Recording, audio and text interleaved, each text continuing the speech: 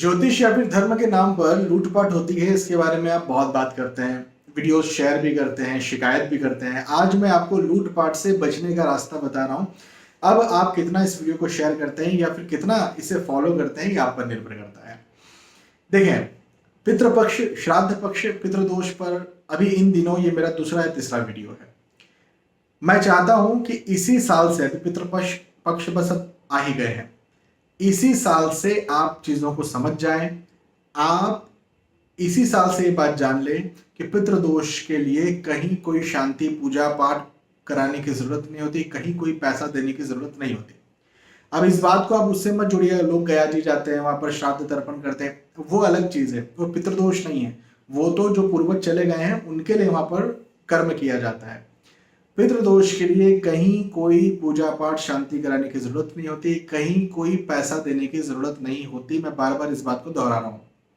यदि कहीं किसी को कुंडली में पितृदोष है, जो कि बहुत कम कुंडलियों में होता है, पितृदोष सूर्य केतु, सूर्य राहु यदि कहीं बैठे, कहीं मतलब लग्न कुंडली के नवे भाव पर प्रभावित होते हैं, प्रभाव करते हैं, तो इसे पितृदोष कह दिया जाता है। आजकल तो वो भी नहीं है, गुरु राहु बैठे, राहु बैठे, शुक्र केतु बैठे, शनि राहु बैठे, और वो कहीं पर भी कुंडली में बैठे, पितृदोष कह दिया जाता है कि वाह जी वाह पैसा आएगा।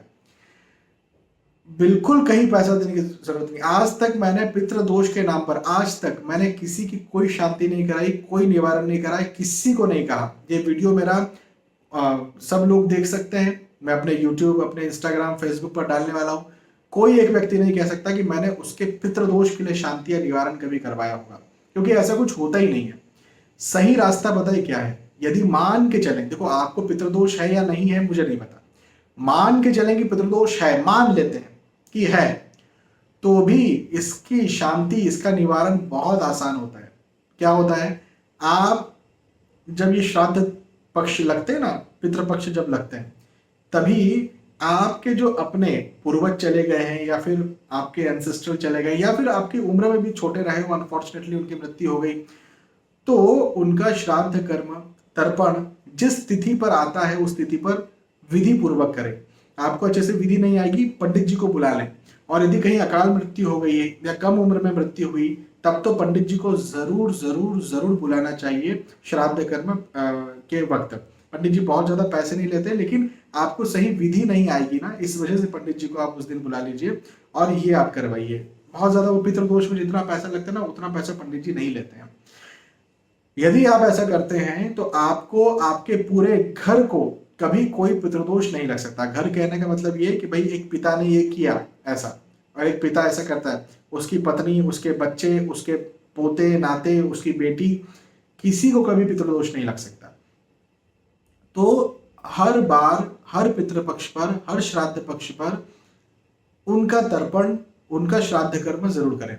अब आपका प्रश्न होगा पंडित जी को नहीं बुलाएं तो देखो, एक केस में पंडित जी को आप नहीं बुलाएं, जैसे कोई वृद्ध चले गए, है ना, तो अब उनके केस में आप अच्छे से सीख लें, समझ लें कि कैसे तर्पण किया जाता है, और उनके श्राद्ध पर तर्पण जरूर करें। गाय, कुत्ता, कौवा को रोटी या फिर अन्न दान जरूर करें। हो सके तो ब्राह्मण भोज भी जरूर करवाएं।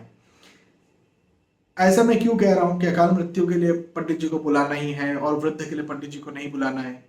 देखो, अकाल मृत्यु जो होती है उसका नाम ही है अकाल, है ना, समय नहीं था। मतलब मान के चलें कोई व्यक्ति है जिसकी उम्र 70 साल लिखी हुई थी, मान के चलें, अब उसने अनफॉर्चुनेटली अपने जीवन लीला खुद ही ने समाप्त कर ली, या फिर किसी प्रकार से कुछ एक्सीडेंट हो गया। कब हुआ? 30 साल में। तो अब 40 साल की जो आयु है वो बची हुई है। तो ये कहा जाता है हमारे ग्रंथों में कि उसे प्रेत योनि मिलेगी। हाँ, वो प्रेत बन के परेशान होगा, भटकेगा। ठीक है, तो जब प्रेत योनि मिलेगी तो ऑब्वियसली वो बहुत परेशान हो रहा है। तब आपको 100% जो विधि है उससे ही कराना चाहिए, ताकि वो प्रेत बन के आपको भी परेशान ना करे और खुद भी परेशान ना हो। लेकिन यदि कोई वृद्ध है, अब उसने अपना जीवन पूरा जी लिया, है ना, 75 साल, 80 साल, 90 साल, वो जीवन जी लिया, वो अकाल मृत्यु नहीं हुई, अब वो चला गया, तो उसको या तो पितृलोक मिलेगा, या फिर उसके अब जो भी कर्म होंगे उसके आधार पर उसे दूसरी योनि मिलने वाली है। वो गाय, कुत्ता, कौवा की योनि मिले, चाहे देवता की योनि मिले, चाहे मोक्ष मिल गया हो, चाहे वो साकेत धाम, वृंदावन धाम चले गए हों, डिपेंड करता है, प्रभु जाने। तो जो भी हुआ हो उनके लिए यदि आप श्राद्ध तर्पण इत्यादि करते हैं तो कम से कम प्रेत योनि तो उन्हें नहीं मिलेगी, है ना। तो आप कम से कम जितना आपको आता है उतना करें, लेकिन जो अकाल मृत्यु हो उसके लिए तो आपको पंडित जी को बुलाना ही चाहिए। तो पितृदोष से बचना है तो ये हर साल ये काम एक आप जरूर करें। बहुत बहुत धन्यवाद। जय श्री सीताराम।